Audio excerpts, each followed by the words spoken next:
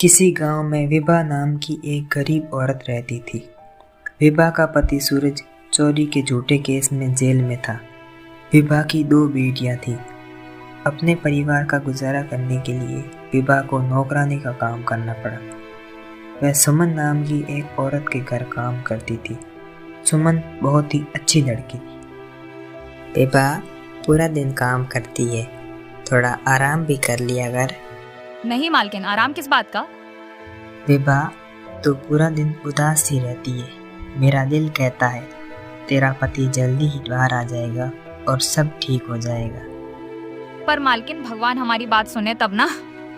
विभा, ये सुबह की सब्जी बच गई है। एक काम कर, तू इसे अपने घर ले जा।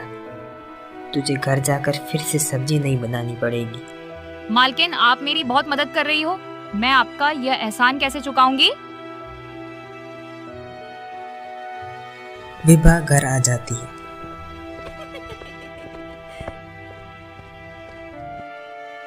मम्मी मम्मी, पता है आज क्या हुआ? मैं चाहे कितनी भी क्यों ना थक जाऊं, तुम दोनों को देखते ही मेरी सारी थकान दूर हो जाती है। फिलहाल तो विभा का जीवन अच्छे से चल रहा था, लेकिन उसे पता नहीं था कि अगले ही दिन उसके ऊपर दुखों का पहाड़ टूटने वाला है। उसकी मालकिन को दूसरे शहर में शिफ्ट होना पड़ रहा था। जब विभा सुमन के घर जाती है तो देखती है कि सुमन अपना सारा सामान पैक कर रही थी। मालकिन, सामान क्यों पैक कर रही हो? कुछ दिनों के लिए बाहर जा रही हो क्या?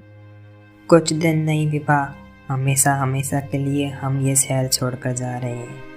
तेरे मालिक का दूसरे शहर में ट्रांसफर हो गया है। अब हमें उस शहर में जाना होगा।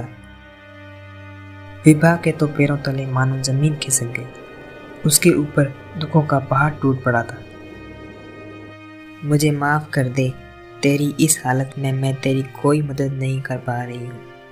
आप माफी क्यों मांग रही हो? मालकिन, आपने तो आज तक मेरी कितनी मदद की है, आज आपकी भी मजबूरी है, इसीलिए आपको जाना पड़ रहा है। वो सब छोड़, तू ये कुछ पैसे रख। ये पैसे किस बात के मालकिन? आपने तो मुझे पहले से ही एडवांस में पगार दे रखा है। मैंने कहा ना, तू ये पैसे रख, काम आएंगे।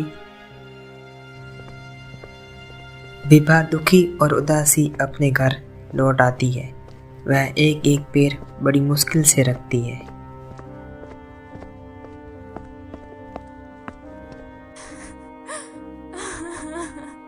क्या हुआ माँ, तुम कुछ उदास दिख रही हो?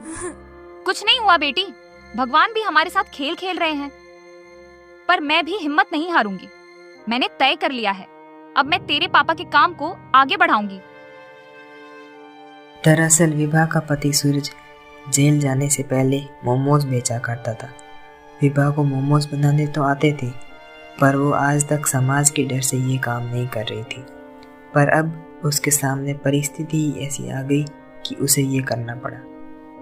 मालकिन ने जो पैसे दिए हैं उससे मोमोज बनाने का सामान ले आती हूँ। वैसे भी अब किसी और काम की उम्मीद भी नहीं रख सकती। विभा सामान लाकर मोमोज बनाती है और बाजार में बेचने निकल जाती है। विभा ने ठेला ठीक वहीं लगाया जहां उसका पति सूरज लगाया करता था। देखो देखो, चोर की पत्नी आ गई है। अपना अपना गल्ला संभाल कर रखना भाई, लोग ना जाने कब पैसे गायब हो जाए। विभा उनकी बात पर बिल्कुल ध्यान नहीं देती है। तभी वहाँ एक बूढ़ा आदमी आ जाता है। वह विभा से बोलता है, बेटी, सूरज बहुत ही भला आदमी था। मुझे पूरा विश्वास है कि वह चोरी नहीं कर सकता है। तुम चिंता मत करना, सब ठीक हो जाएगा। अब तुम एक प्लेट मेरे लिए भी लगा दो। विभा को उस बूढ़े व्यक्ति की बातों से काफ़ी हिम्मत मिलती है और वह अपना काम जारी रखती है। वह रोज़ रोज़ वहाँ जाने लगी। उसके पास ग्राहकों की भी अच्छी खासी भीड़ रहती थी, जिससे आसपास के लोगों को जलन होने लगी। वो उसे अलग अलग तरीक़ों से चिढ़ाने लगी। एक बार बस सूरज बाहर आ जाए, फिर एक एक से चुन चुन कर बदला लूंगी। विभा ने जैसा सोचा था ठीक वैसा ही हुआ। कुछ दिन बाद सूरज बेगुनाह साबित हो जाता है।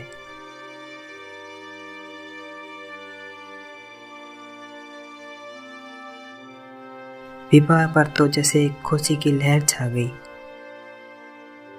पहले जो लोग सूरज को चोर कह रहे थे वो भी उसे बधाइयां देने आ गए।